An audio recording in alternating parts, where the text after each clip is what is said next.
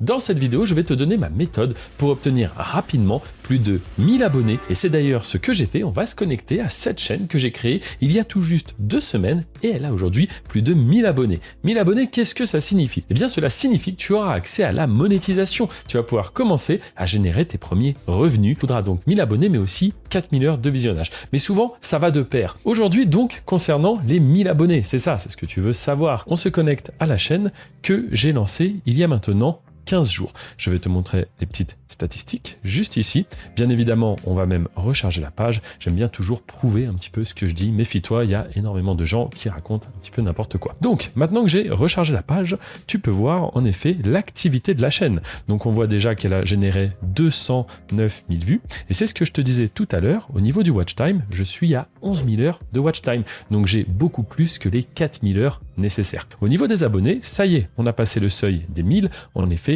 on est à 1100 et même un petit peu plus. Si on met la souris ici, on voit que la chaîne continue de faire des vues, mais surtout de faire également des abonnés.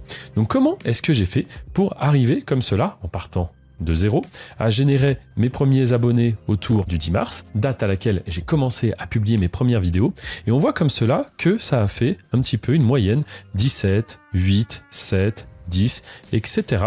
jusqu'à avoir une première montée. Là, on voit que l'algorithme a déjà testé un petit peu mon contenu, ça correspond, et donc YouTube met tout simplement plus en avant mes vidéos. Et là, à la fin, ça fera même une journée à presque 300 abonnés. Comment est-ce que cela est possible? D'où vient le trafic? Comment YouTube fait pour me mettre en avant? Eh bien, je vais répondre à toutes ces questions. Premièrement, ce qu'il faut comprendre, c'est que tu as principalement 3 sources de trafic lorsque tu débutes. Tu vas mettre ta vidéo en public, ça va prendre peut-être quelques jours, parfois même un peu plus, tout dépend de la thématique, on appelle ça une niche, la niche que tu vas choisir. Je te prends un exemple, si tu parles d'actualité, de choses qui sont très marquées de manière temporelle, tu seras mis en avant. Par contre, si ta vidéo traite d'un sujet qui est beaucoup plus intemporel, alors là, ça pourra mettre un petit peu plus de temps à être mis en avant. Mais c'est pas un souci non plus, parce que ta vidéo va continuer à faire des vues sur le long terme.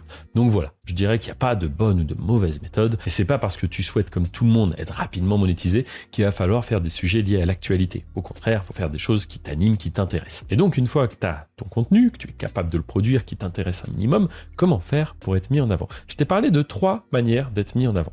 La première, ça va être les recherches. Tu sais, quand quelqu'un va taper comment faire ceci, comment faire cela, toi, tu crées l'offre et les spectateurs, eux, ont une demande. Donc du coup, si l'offre vient répondre à la demande, eh bien, ta vidéo va faire des vues. Ça, ce sont les recherches. Ensuite, il y a la homepage. Lorsque les viewers, les spectateurs démarrent l'application, YouTube leur propose du contenu.